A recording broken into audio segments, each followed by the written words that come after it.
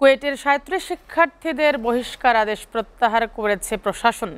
এছাড়া ৭টি হল খুলে দেওয়া হয়েছে। তবে শিক্ষা উপদেষ্টার আশ্বাস সন্তোষজনক না হওয়ায় আমরণ অনশন অব্যাহত রেখেছে কুয়েট শিক্ষার্থীরা।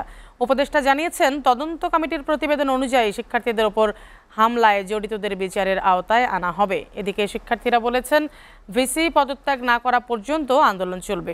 অপরদিকে চাপ দিয়ে উপাচার্যকে অপসারণ করা হবে বলে মেনে নেবে না বলে জানিয়েছে কুয়েট শিক্ষক সমিতি। খুলনা থেকে রকিবুল ইসলাম মতির প্রতিবেদন। উপাচার্যের পদত্যাগ দাবিতে তৃতীয় দিনের মতো অনশন কর্মসূচি পালন করছে কুয়েট শিক্ষার্থীরা। দফায় দফায় বিক্ষোভ মিছিল চলছে ক্যাম্পাস জুড়ে। শিক্ষা উপদেষ্টার আশ্বাসেও কর্মসূচি প্রত্যাহার করেনি তারা। উপাচার্য পদত্যাগ না করা পর্যন্ত অনশন চালিয়ে যাওয়ার ঘোষণা তাদের। তো আমরা আশ্বাস থেকে বাস্তবায়নে বিশ্বাসী।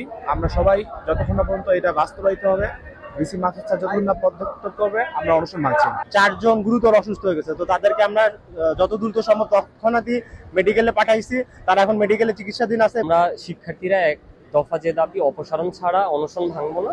বুধবার সকাল 9:45টার দিকে শিক্ষা উপদেষ্টা কুয়েটে যান এবং শিক্ষার্থীদের দাবি দেওয়া শোনেন। তদন্ত প্রতিবেদন অনুযায়ী হামলায় জড়িতদের বিরুদ্ধে ব্যবস্থা নেওয়া হবে বলে আশ্বস্ত করেন তিনি।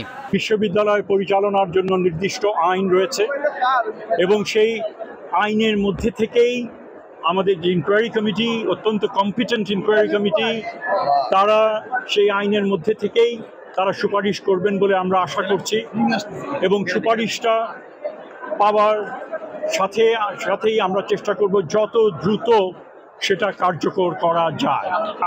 এদিকে শিক্ষার্থীদের আবারও আলোচনার আহ্বান জানিয়েছেন শিক্ষকরা। চাপ দিয়ে উপাচার্যকে অপসারণ করা হলে তা মেনে নেবে না বলে জানিয়েছে কুয়েট শিক্ষক সমিতি। শিক্ষা উপদেষ্টা তাদের সাথে কথা না বলায় সংবাদ সম্মেলনে হতাশাও প্রকাশ করেন তারা। ঊর্ধ্বতন কর্তৃপক্ষের যেহেতু এখানে সরকার হস্তক্ষেপ করেছে, সবার দৃষ্টি আকর্ষণ করব, আমরা অনুরোধ করব বিষয়গুলো স্পষ্টভাবে দেখে এনারা যৌক্তিক সমাধান করবেন। আমাদের সহযোগিতা অব্যাহত থাকবে।